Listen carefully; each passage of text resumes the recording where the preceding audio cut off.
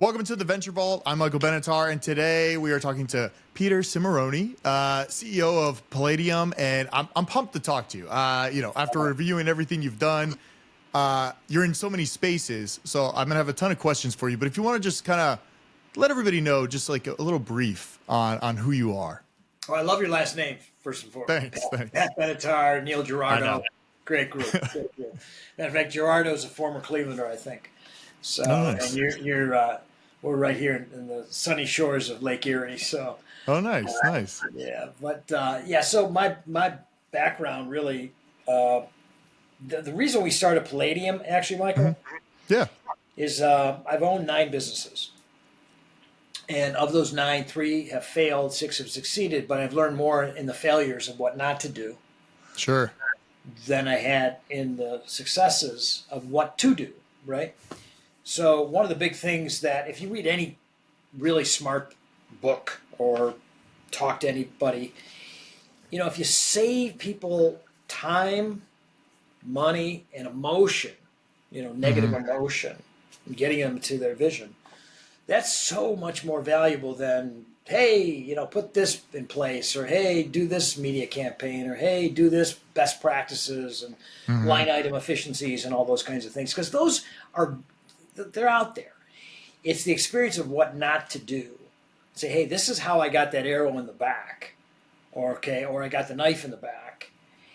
Now my knife and my arrow have healed, but a lot of people don't recover from that. Yeah. And so in that recovery and knowing what not to do and also to avoid that, there's such a nugget there, such treasure. So that's why we created Palladium.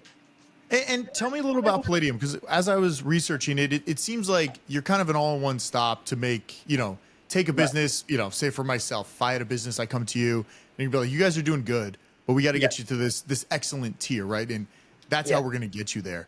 Yeah. What are some of the nuggets you found after, those failed businesses? Right. What are some of the things that we shouldn't be doing? Because I think that's a lot of stuff. Everybody says, here's what to do, right? Right. Well, before we do that, I'd have to find out about you, right? So we do this deep dive, we do a triage, and we find out what's right with you, what's not so right with you, where do you want to be and why and how fast. Yeah. And then once we dig in and say, well, what's Michael's vision? What do you see yourself 1, 3, 5 years down, and why? Why do you want to be there? What's your why, right? And so once we find that out, then we can say, whoa, wait, don't do that. And that may be as simple as a company that purports to have the best conversational AI out there, and hey, do some due diligence. Maybe they're just, vaporware like in the old days, right? Yeah. People used to buy vaporware. Yeah. And all of a sudden, what they're holding in their hand, right? And it didn't work, and they spent a lot of money, and So that said, there's that. So I think it basically is find out your why and then do the research, and then engage those really vetted and proven engagements, initiatives, technologies, whatever iteration that is. Yeah. And with a lot of I'm in a product space, I sell stuff for dogs. And I think a lot of times, when you think of a business, a lot of people are like, oh yeah, you just do this and you just do this. But it does seem, at least to me and working with other people, I also have an agency, and it does seem to take a lot of time to build not only like the structure, the foundation of say the team, for instance. You have to then go out and kind of get all those other people in and build that community. And I lately noticed a lot of community building, and that seems a big part of it. And also, stuff like this, like doing a podcast and getting out there and kind of showing people who you are and what you do. And it does take a lot of time. And, you see all these successes and you're like, oh man, I'm 5 years in and my company's not doing, what this other company's doing. I think there's a lot of people that doubt themselves. From your, past experience, what do you think is like the right amount of time where you're like, hey, I gotta shut this business down. Like, this is no longer working. Like, what made you shut down those businesses in the past? So technology, number one, we became obsolete. Okay. All right. That's a big one. Yeah. Right. And so that obsolescence really hit us in the past. And then also too, I'm old, man. So I've gone through 1987 Yeah. I was a businessman in 1987. Yeah. I went through 2008. I went through the dot-com bust in 2000. So in 2008, we opened up a business in Southwest Florida, actually 2007, and it was a great business with What all was the the business? history. It was men's fashion. Oh, nice. Okay. It was a great business. Perfect place, Naples, Florida. Yeah. It was beautiful. We had all the lines. It was just great, and it was very successful up here in Cleveland. So it was a Naples location. And the housing bubble hit, and Yeah. Naples went from 400,000 people in the winter in 2007 to 100,000 people in 2008. That's wild. And we closed our doors. So we had to Yeah. close our doors. Yeah. So, um, timing is also another thing, but you Mhm. can't predict the pandemic, right? You can't Sure. predict, unless you're really, really, really, really at the high echelon. Even those guys didn't predict it. I mean, Yeah. people got caught with their pants down, and then how do people, handle that? Shutting down healthy society. I mean, what are we doing? Shutting down our economy.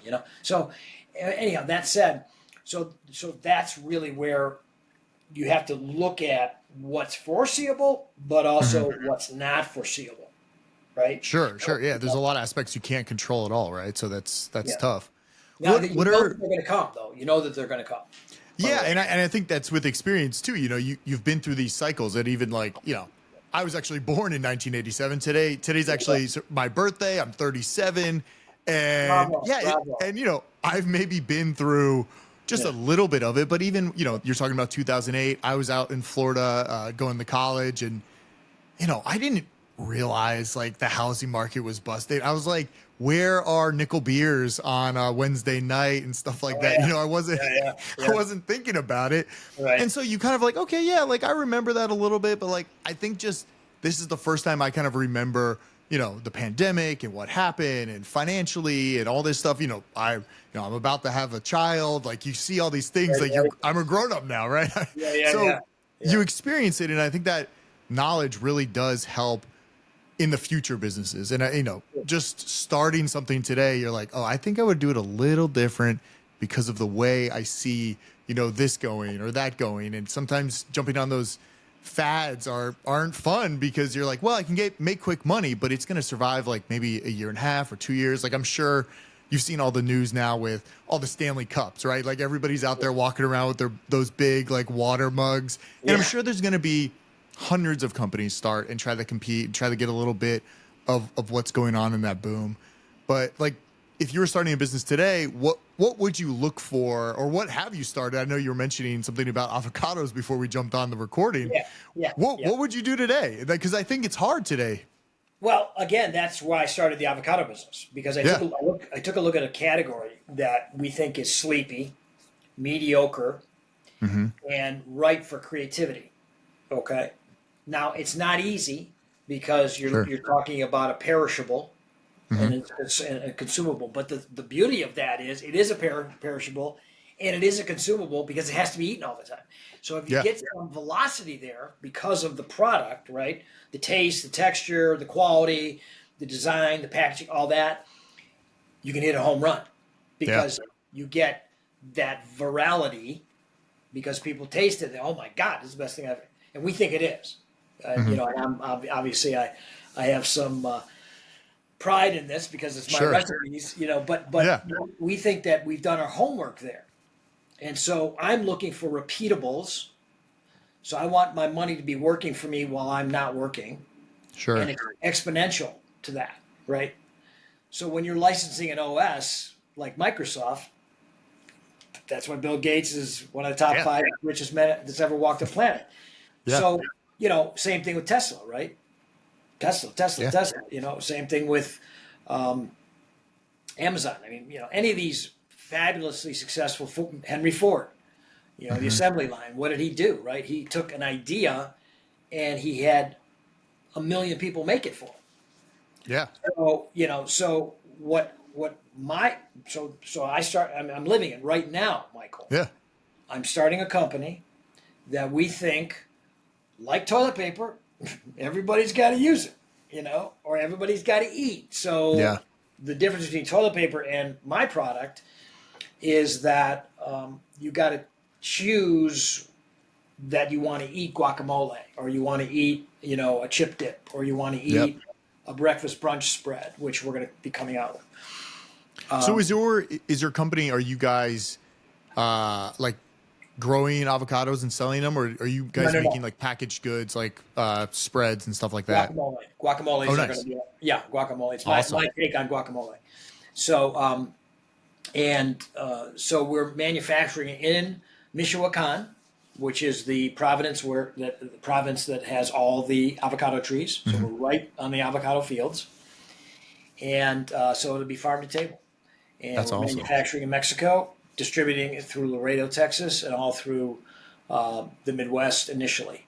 So And yeah, so with all this, and I know there's probably a ton of research that you did beforehand and maybe yeah, went down there, but how did you come up with the idea of avocados, right? Because I think that's the big thing. It's like, well, I could have done this or I could have done this. Was there another idea before you got to that avocado idea? Because I think yeah, thinking yeah. about it, everybody's doing like, non-alcoholic drinks right now or all these other things. And I like that you went this other direction. Like, we're going to spice up the avocado industry a little bit because I will say not a lot of great packaged dips out there for avocado. They're always like a little weird, like a little Yeah, yeah, yeah, brown, yeah, you know? yeah, and very Yeah. bland, bland. Yeah. Right? Yeah. Yeah. So we're flavor forward, but so that's a great, So about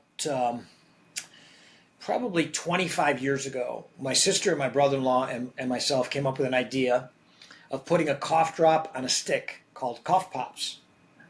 Okay. So we did it, and we took it Yeah. international and sold it for a pretty nice sum in 2006. We invented it in '98.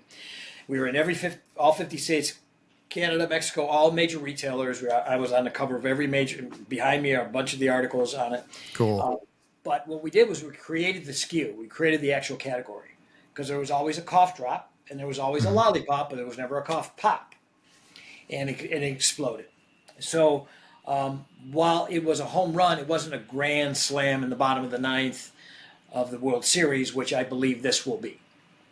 Nice. And so Yeah. I had that experience of creating a transformative product, an innovative product. The term today is disruptive. Well, Sure. Yeah. Yeah. you know what I mean? So, but it truly is a better product. I didn't have to create the SKU. I didn't have to create the category, but we're elevating it and we want to dominate it. And with that, Mm-hmm. where are your thoughts? Because I'm doing all these businesses. I'm trying to think of like what's next. Do I try to go out and buy a business and kind of transform it and make it a little better? But with this category, Yeah. when you dove into it, what was your, because like I know you said grand slam, right? And I'm always thinking like, do I always need a grand slam? Can I just have that, like, can I get on first? Can I get on second? Could I just get to that point and make it, say a lifestyle business? Like if I'm living well, like making a couple $100,000 a year from my business, do I need it to be a grand slam? And a lot of times, my first business, we went out, we raised some money, and Yeah. it feels like it almost you're rushed into things maybe the company isn't ready for at first, Yeah. right? Like you're Yeah. investing.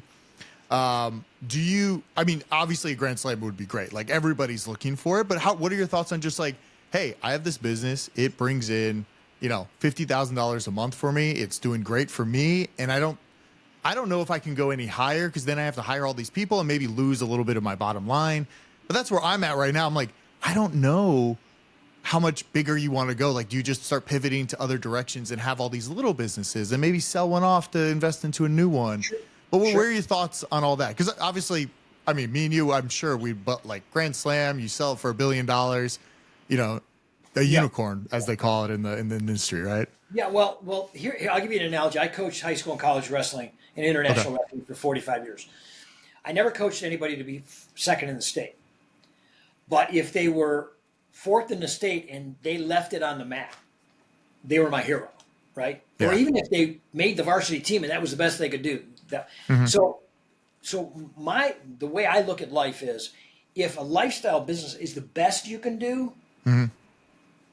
you're my hero. Yeah. But if you settle for that, I just can't live that way. Yeah. Your expectations. It's like, this is the best I can do. I've gotten here. Where can we go next? It's like, hey, this is where it's at, and maybe we could break things and grow a little bigger. But yeah, I like that analogy, because that makes sense. If you're giving it your all and you've hit a certain peak or a plateau, Mhm. and maybe it's time to sell and have somebody else take over, where they can maybe get it to number one, and be that grand slam that maybe you couldn't get to at that point. Well, there was a book when I was in high school. This is in the Stone Age in the 1970s, because I graduated high school in 75. So it was called The Peter Principle, of all names, actually. And the core of that book was that everybody rises to their level of incompetence. And the great leader knows how to hire great people, or to turn that business over, okay, and get out of that ego when you're incompetent. And Yeah. everybody rises to it. That's why Bill Gates is no longer the CEO of Microsoft, and It's Tesla. I mean, so think about that, right? So Yeah. when you rise to your level of incompetence, or just when you understand that you're at your zenith, that's the time to really say, okay, I need to do something. I need to to transform, or I need to transition, the business. So, And I think that's hard too, right? Like, because I oh guess yeah, your ego's in play, right? And you get yeah, comfortable, and this is how the business is going. And a lot of times it's hard to do that. And I'm sure we've seen it with other companies and other people. yep. And I do think, yeah, it's like I'm a little bit comfortable, and I'm like, yeah, it's working, it's doing well, it's doing this, but how uncomfortable do I want to make myself, and how do I force myself to find those new things? And almost for me, I guess it's just exploring other businesses where I'm like, oh, let me use this knowledge somewhere else and see what else I can do with it. Well, that's true. And Michael, I Yeah. think basically where I looked at it from is that money to me is nothing but a vehicle Yeah. for freedom.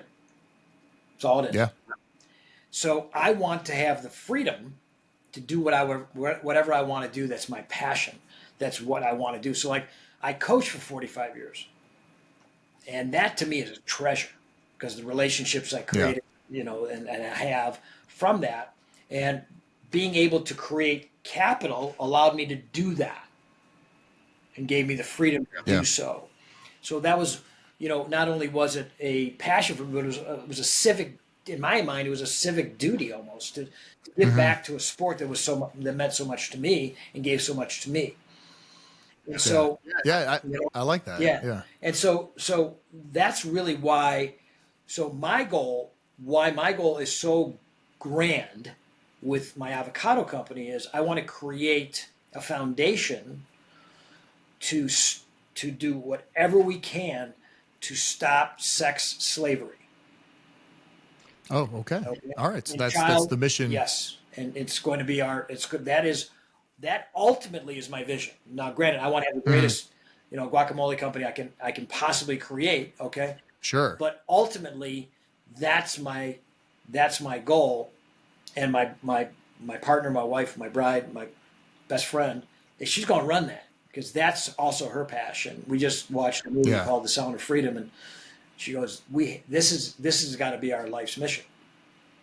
You know, That's great. I mean, yeah, having a mission towards something else, and knowing like, hey, I can do it by doing a great business over here, and I'm gonna fund everything towards your mission. I think that's great. yeah. And a lot of people, don't think like that. And I think a lot of people, when they're starting businesses or working, they're just like, hey, I just gotta make ends meet and do this. But I love that you're passionate about it and Yeah. gonna go out and do something, because I think a lot of people don't follow their passions and want to like help other people. And I think when you're at a space that you can do that and you're confident in your business, I think that's awesome. And it's just like it's it's funny, just because I think a lot of people at 9 to 5 jobs, I don't know, their passions are outside of that and maybe aren't working towards something bigger sometimes. But I do like that idea that you're doing something even bigger. You're just trying to help everybody you can, and that's awesome. Yeah, well, and I came from coaching, and my wife's a second grade teacher. So, our whole life was surrounding helping others, right?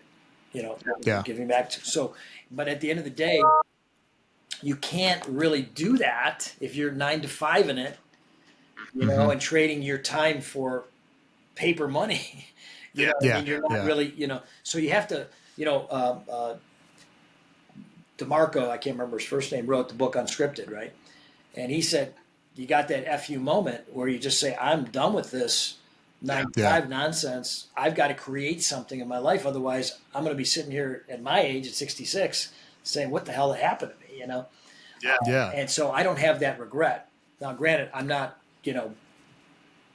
a billionaire, but at the end of the day, I'm well fed and they got a nice house. Yeah. You know what I mean? Yeah. But what I'm saying is that it's about that. It's about that. Why are you doing this? That's what I asked. Why are we doing this? And so that's my passion now. That's my goal. That's my vision, is to create this. And I'm proud of it. And it's not about ego. It's about being the best you can be, and it's about bringing the best you can to the marketplace. And so my team is fantastic, and I listen to them. And I take And when's your product going to be launching? we just had our meeting with our Mexican manufacturer this morning, and Awesome. our samples are coming up Wednesday, and our meetings Okay, with the awesome. brokers That's are great. going to be happening in the next week to two, and those orders are coming in, and then we'll go into production probably by February mid-ish, we think. Nice. And we think we could be on the shelves in March. So That's great. I mean, so what? All right. So you're in this process right now. You're getting the packaging. You're getting the samples for the first time. Right. It's exciting. Yeah. Have you already struck deals with large retailers? Are you going direct to consumer? How's the launch going to look for you? It's only going to be initially in retail spaces. Okay. And then we're going to be going into the clubs, the BJs and the Costco's and the Sam's Clubs. And then the final way of selling this is going to be institutional to colleges and restaurant chains and hospitality, hotels and that type of thing. And how did you already get the deals for retailers and everything like that? Did you already have contacts in there, or was it just, hey, here's my pitch deck, take a look? Yeah, no, I brought in a woman who's already doing it in the ketchup space, and she's our VP of product development. She's dynamite, and so she has all the contacts, and then the broker network is established through that. And That's then great. some of the direct stuff, I have contacts with some CEOs of some of the grocery store chains around here and in Michigan and in Pennsylvania and in Kentucky and Indiana. So I have relationships there because of Cough Pops. Sure. Yeah. And I do. It's funny. I saw this like Instagram meme or some story or something, and somebody was talking about, there's like 47,000 items in the grocery store, and they're all owned by like 10 companies or something like that. And I think if you could break through that and get in there, it seems more than likely one of them are going to be like, "Hey, Peter, we actually need to buy your company," tap me on the which shoulder. is kind of awesome. Yeah, tap me on the shoulder. Hey, young man, come over here. Yeah, that happened to me with Cough Pops, and I was about your age, maybe a little bit older, and I got a call from Hershey. That's and awesome. They wanted to buy us. So I think I was probably maybe 39. So I go up, and he had a private plane fly me up. I meet with Joe Viviano, and I'm sitting in Milton Hershey's office. That's crazy. And he's sitting there in his huge, mahogany desk, and this and that. Yeah. And right above him was a 10-foot portrait of Milton Hershey. And he looks at me and he goes, all right, young man, how many Cough Pops are you doing? And I'm like really proud. I go, we're doing 8 million Cough Pops a month. We're selling 8 million units. He goes, I do 32 million kisses a day. Whoa. And now it's probably up to like 70 million. And, he didn't even mention Mounds and Reese's and Kit Kats and all the other Jolly Rancher. All the other. He had just bought, I think, Jolly Rancher and Ludens and all these others, and he was on a buying spree. He says, come back to me when you're doing $8 million a month. I said, no, well, maybe $8 million a year, but, so it was interesting to see the vastness of what you're talking about. Sure. Yeah, it's vast. Yeah. Once you see the scale of a huge business, like a corporation like that, and all the sales they do, it's just like almost mind blowing. And talking about that, like the market today, you're launching a new product. Everybody seems, all over the place with financials and are we going into a recession? Are we doing this? Right. How was your thought process getting into it? Did it make you nervous over this course of like, I don't know, year and a half, 2 years, like getting ready to launch this? It did and it didn't. What I recognized that it was going to be it was going to be a slugfest. But before I tell you that, driving into Hersheytown, Hershey, PA, it smells like chocolate. That's great. It's like Willy Wonka, right? Everywhere. It smelled like chocolate. But that said, I knew that it was going to be a lot more challenging to raise capital. And so we had to find alternative ways to generate that. And so we got creative with that. And it was a slugfest. And I got a ton of rejection from people that, I made a lot of money for over the years. Yeah. And guys that I coached. It's a weird time. Yeah, guys that I coached. That that say, "Oh, coach, you saved my life," that kind of stuff. Yeah. And oh no, I can't write you that check. Okay. So it wasn't eye opening for me because look, I've been around the Christmas tree a few times, but the thing that I'm never going to be that guy. That just really solidified in my mind that if you come. There's one guy that's in my world that whatever you ask him, he says yes. That's great.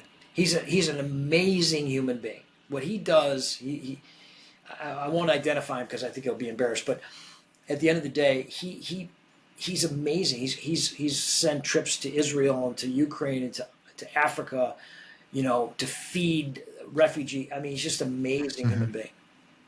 And so that's the person I want to be. That's great.